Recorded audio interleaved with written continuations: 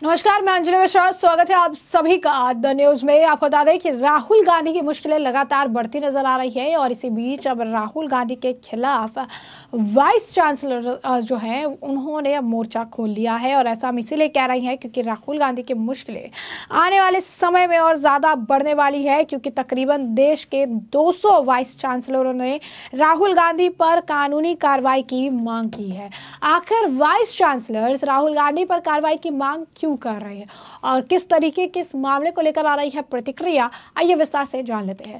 तो कांग्रेस नेता Rahul Gandhi vice chancellors की नियुक्ति पर दिए गए अपने बयान को लेकर घिरते नजर आ रहे हैं और देश के लगभग 200 विश्वविद्यालय के वाइस चांसलर्स ने राहुल गांधी के खिलाफ कानूनी कार्रवाई की मांग की है।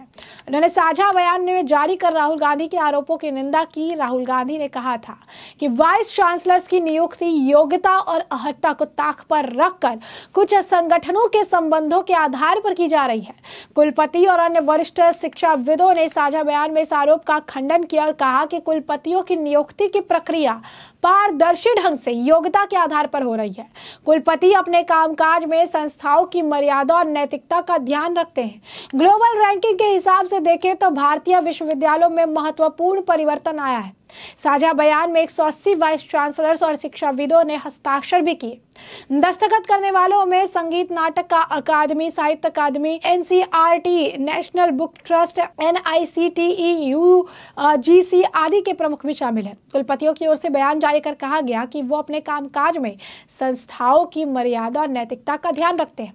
ग्लोबल रैंकिंग के हिसाब से देखें तो भारतीय विश्वविद्यालयों में महत्वपूर्ण परिवर्तन आया है। वहीं चिट्ठी में कुलपतियों ने कहा कि हम लोगों का एक पेशेवर अनुभव होता है और अकादमिक योग्यता भी मायने रखती है। चयन प्रक्रिया में इसका ध्यान रखा जाता है। पत्र में कहा गया कि हम उन सभी लोगों से कहते हैं कि ऐसी काल्पनिक बातें ना करें, बिना किसी तथ्य के ही भ्रम ना फैलाएं। कुलपतियों ने लिखा कि हम मेरिटोक्रेसी में यकीन रखते हैं।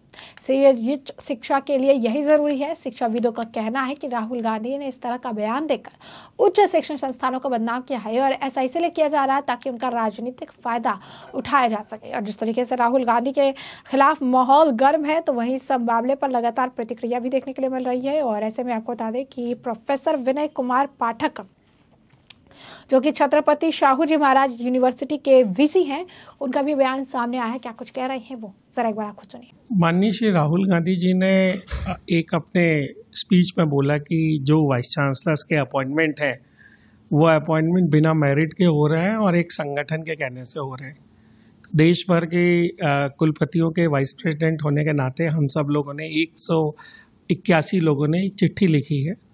उसमें हम लोगों ने सबसे पहले तो ये लिखा है कि जितने भी विश्वविद्यालय हैं उसमें 80% से ज़्यादा तो प्राइवेट विश्वविद्यालय हैं, तो वहाँ तो संगठन की बात नहीं है। और बाकी जितने भी विश्वविद्यालय हैं वहाँ के जो वीसीज हैं वो एक मेरिट और एक एक्ट के तहत उनकी नियुक्तियाँ हुई हैं।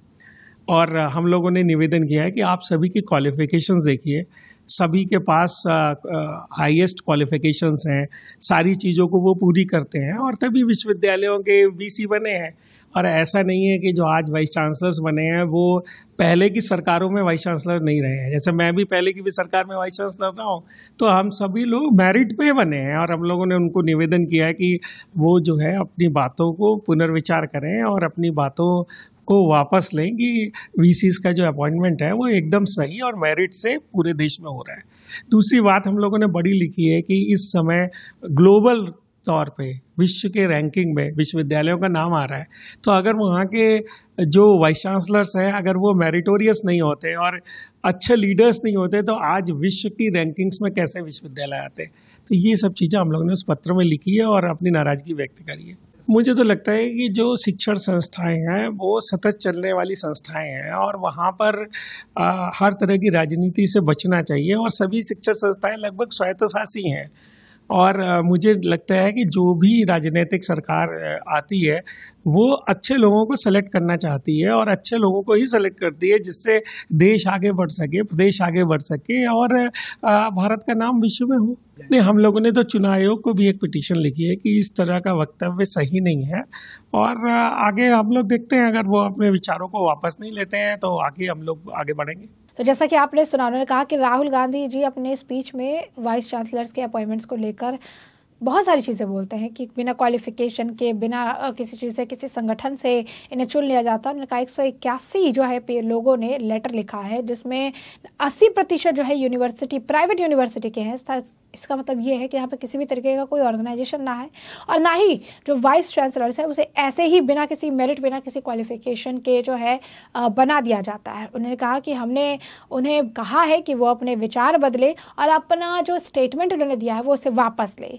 अगर वो जो है, उन्होंने कहा कि हमने अपना ये पिटीशन जो इलेक्शन कमीशन को भी लिखा है कि इस तरीके का जो बयान है वो सही नहीं है, और राहुल गांधी अगर अपना बयान आगे इस चीज़ को वापस नहीं लेते हैं तो फिर इसके हिसाब से आगे काम जो है किया जाएगा। वही इस मामले पर लगातार, जैसा कि हमने आपको कहा कि रिएक्शंस देखने के लिए मिल रहा है, कांग्रेस की तरफ से रिएक्शन देखने के लिए मिल रही हैं, तो दूसरी तरफ से भी रिएक्शन देखने के लिए मिल रहा है। लगातार रिएक्शंस जो है उनकी बाढ़ आ चुकी है। वही इस मामले पर जो है राहुल गांधी के खिलाफ जो लेटर लिखा गया, उस मामले पर कांग्रेस के नेता मणिकम टेगोर का बड़ा बयान सामने आया। मणिकम टेगोर का कहना है कि एक प्रोफेसर ने जो है, कई सारे प्रोफेसर ने लेटर लिखा है, वो भी सुबह में राहुल गांधी के खिलाफ। राहुल गांधी ने जो कहा वो एकदम सही कहा। आरएसएस और इससे जुड़े लोग हैं, इन लोगों के जो है स्वदेशी मंच से जो लोग हैं, आरएसएस के आइडियोलॉजी से जुड़े लोग हैं जिन्होंने ये सारी चीज़ें की है। उन्होंने कहा कि सिर्फ जितना भी है, जो भी है, एक वीसी बनने के लिए सिर्फ एक क्वालिफिकेशन चाहिए, और वो ये है कि उनका नाता जो है वो आरएसएस से होना चाहिए। और एनडीए और इंडिया अलायंस का जो सरकार जब बनेगी तो वो इस पूरे करप्ट सिस्टम को जो है साफ कर देगी, ऐसा